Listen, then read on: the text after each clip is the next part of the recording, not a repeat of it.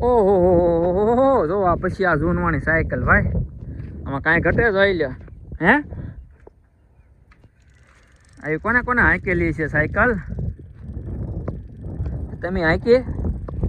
આપણે તો ભાઈ બહુ હાંકી હો. હા, ભણવા જતા ને ત્યારે આવી સાયકલ લઈને જ જતા હો નિશાળે, અને એ હાંકવાની મજા આવતી. હે આમનો પવન હોય ને તો આમ જાતી ઘા કરે હો સાયકલ. હા, આપણે એમ થાય કે હા હે હમણાં એક મોર થઈ જાઉં, ગાડીને સાઈડ કાપી લેવું, એટલી હાલતી હો. હા, અને અત્યારે ઓછી જોવા મળે છે. જેને ગાડી ન આવડતી હોય એની પાસે હોય પાછી આ સાયકલ. હા, એટલે તમારી પાસે છે કે નહીં જરી કોમેન્ટમાં કહેતા જજો. અને તમે હાંકી કે નહીં સાયકલ, અને હાંકી હોય તો કેવી મજા આવે ચાલો મારા વાલા કોમેન્ટમાં કહેતા જાઓ.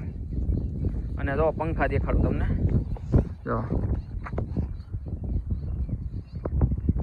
કેમ પણ બે છે, એક સામે છે, ત્રણ છે. એક જગ્યાએ ત્રણે બતા, આ ત્રણે આવી ગયા જો લોકેશનમાં છે ને. પણ એક મસ્ત મજાને ત્રણે જો ફરે છે, આ ફરે અને આ તો ભાઈ હા પાસે હોય એવું લાગે. જો અહીં તો રામ રામ ડાયરાને, કેમ છો? મોજમાં? બસ મોજમાં રહેવું વાલા.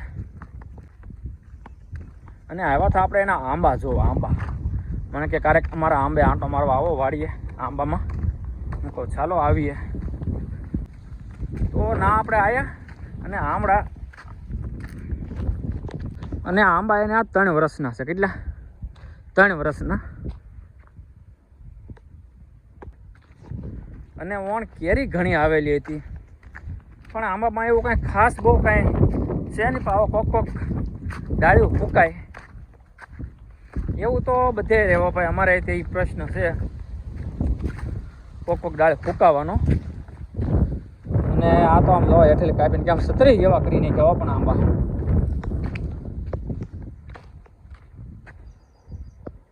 કાંઈ ઘટે? કાંઈ ન ઘટે એવા આંબા છે બોલો. અને સરસ મજાનું લોકેશન થઈ ગયો ભાઈ વાડીનો. આ બગીચો એટલે 1 નંબર બની ગયો. અને બાજુમાં છે આ ભાઈ નેરું.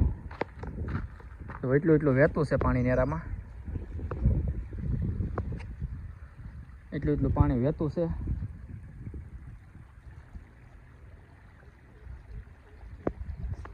આમથી આવે છે પાણી અને સીધું જાહે ગામમાં. ગામને બાજુમાં નેરું છે મોટું, ના જાહે પાણી. અહીંયા આપણે નીચે ઉતરાય એવું છે નહીં, નકર તો હમણાં આપણે જાત આંટો મારવા. પણ નીચે જવાય એવું કાંઈ છે નહીં, નકર તો ઠેઠ જાત આપણે જઈ લે. કેમ મસ્ત મજાનું છે નેરું.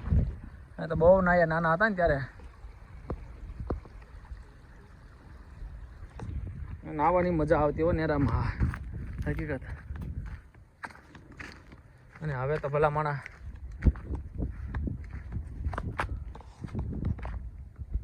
ના કૂતરા બેઠા છે પણ હલતા નથી હોય કોઈ. હા,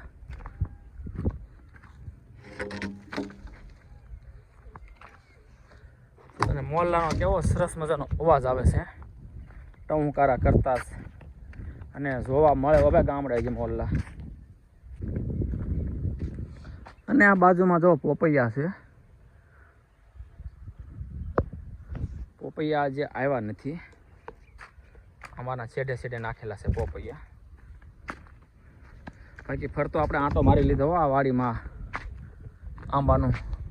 કેવું મસ્ત મજાનું છે, 1 નંબરમાં કાંઈ ઘટે. બગીચામાં જોવો કાવડો મોટો છે, આખી વાડીનો બગીચો જ છે. અને બાજુની વાડીમાં સિંગ છે.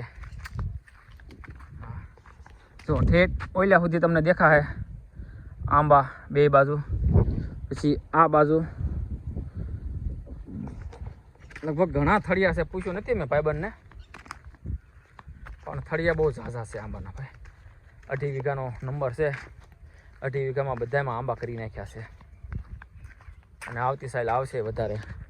તો આમાં શું કાંઈ ઘટે એવું છે? આવા તો અમુક ફૂંકાય, પણ આમાં 2 નાખ્યા. જો 2 આંબા છે. એક ફૂંકાઈ ગયો છે તો ના પાછો બીજો નાખેલો છે આંબો. અને વણ કટિંગ કર્યું પાછું, અમારે હજી બાકી છે કટિંગ કરવાનું. કટિંગ નીચેથી કરીએ એટલે આમ આંબા ઊંચા વહી જાય અને સતરી ઘાટા થઈ જાય, બહુ મસ્ત થઈ જાય. હા મસ્ત લાગે, સાયો એનો એક નંબર થઈ જાય. જો આ રીતે સોંકડીએ વરસ વરસ તમને બધી બાજુ હરખા જોવા મળશે આંબા. આમથી જોવો તોય સોંકડી, આમથી જોવો તોય સોંકડી.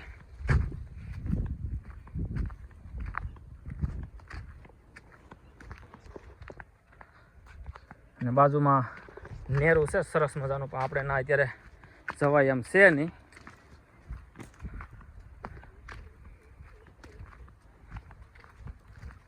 આ બાજુ આવી ગયા છીએ આપણે, પણ અહીંયા ઉતરાય એવું તો ક્યાંય નથી ભાઈ.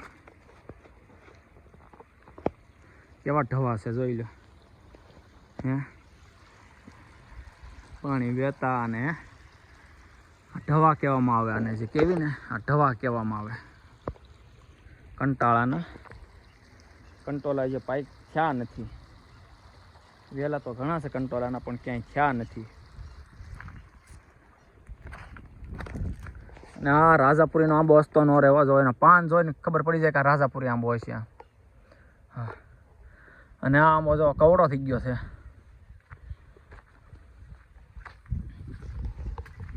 તો આ રીતનું હતું ભાઈ બગીચામાં. એવું કાંઈ ખાસ તો કાંઈ છે નહીં આમાં. ઓણ આવી હતી કેરી, આવતી સાલ થોડીક વધારે આવશે.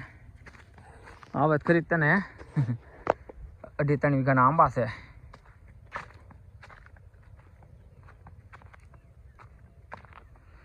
ને જોઈ લે, 5 કિયાળ છે. અને એને ચાલો દેખાડું તમને. હા, લૂમ દેખાડું તમને. લૂમ જો આ કેળાની લૂમ છે ભાઈ. હા, કેમ કાંઈ ઘટે આમાં? ઘરના ઓર્ગેનિક કેળા કહેવામાં આવે આને. અને હજી બસ અહીંયા પૂરો થઈ ગયા છે. અહીંયા છેલ્લા 2 આવ્યા, પણ આ કાંઈ જવશે નહીં, પીળા પડી ગયા છે. બાકી જો આ રીતે હોય કેળ. હા, ને તમારી બાજુ છે કેળ તો જરીક કોમેન્ટમાં કહેતા જજો. અને હારો ફોલો અને સબસ્ક્રાઈબ કરતા જજો, ભૂલતા નહીં મારા વાલા. હા, તો હવે જવા દેવી આપણે આપણી વાડીએ. અને હવે મળશું પાછા આગલા વ્લોગમાં, બરોબર ને? મજા આવી હોય તો કોમેન્ટમાં કહેતા જજો. હા, ગામડાનું વાતાવરણ ને બગીચો ગામડાના જોઈને મજા આવી. આમ